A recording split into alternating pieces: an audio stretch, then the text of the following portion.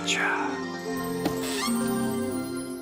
Hello everyone, and welcome to another Monster Hunter World video. This is Thegameconomist, and today we're going to be taking a look at the efficiency of the Deviljho Armor set. I'm going to be giving it a deep analysis for you guys so that you can decide if you want it or not, or just maybe you learn a little bit about how to read armor sets for yourself, right? Like you'll see how I break it down, and maybe next time you're taking a look at the armor set, you'll understand how to think about it.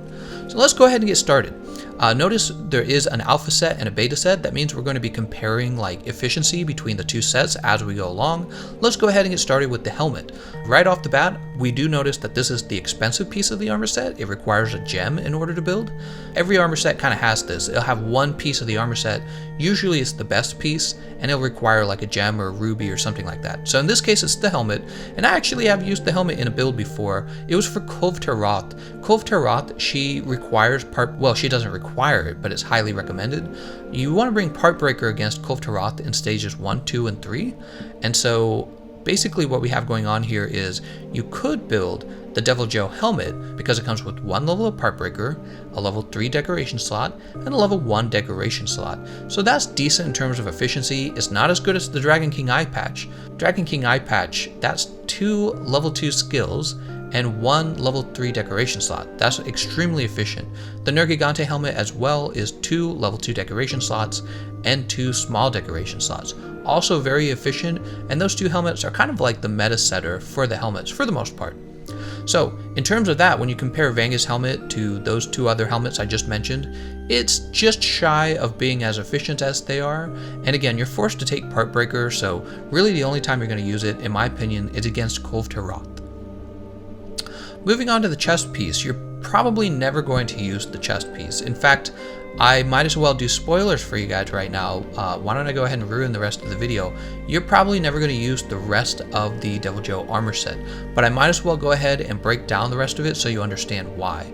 So the mail piece, or the chest piece if you want to call it that, it comes with speed eating, and that is kind of a useless skill. Not only is it easy to build speed eating into your build if you wanted it, because it's a very low rarity decoration, but it's just like the chest piece on this isn't very efficient anyways. It's actually a case here where the alpha set is more efficient than the beta set on the Deviljho chest piece. You'll notice the beta piece only comes with 1 level 1 skill called speed eating and an empty level 3 decoration slot, but when you move up to the alpha set, you'll notice it comes with handicraft, a level 2 decoration slot, and speed eating. So it doesn't really make sense why you would ever build the beta version of it, but yeah, I would go for building the alpha version of it, which again is very similar in terms of efficiency to the Rathalos Soul Mail set. But the Rathalos Soul Mail set, when you're building that chest piece, it actually matters a lot because you're trying to build crit element on that set. Notice that the Deviljho set doesn't actually have a bonus set skill, so that's kind of a big disadvantage. Really the only thing you're getting that's a bonus is speed eating, and once again, it's not a very important skill and it's very easy to build anyways, so it doesn't really make sense to use this chest piece. We move on to the van braces, and we just kind of X them out as well. You'll notice in terms of efficiency, they're not bad. They have the same efficiency, the alpha and beta version, but the problem here is you've got latent power on it, and nobody uses latent power because it kind of sucks.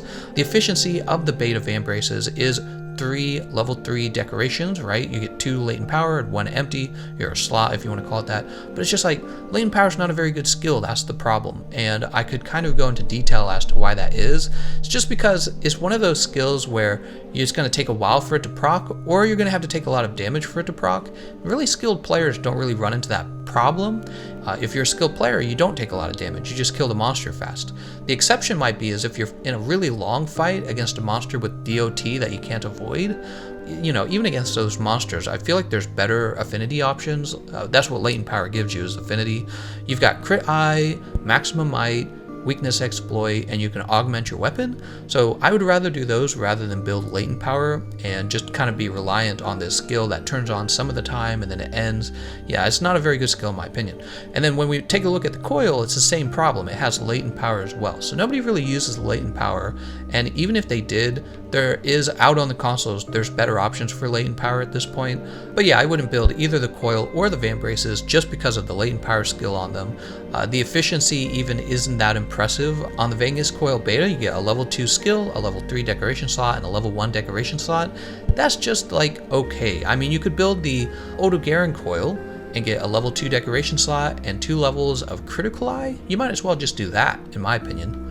Finally, when we take a look at the Greaves aren't that exciting either. You get 2 levels of speed eating on both the alpha set and the beta set, and then you can choose between 1 level of part breaker or 2 small decoration slots.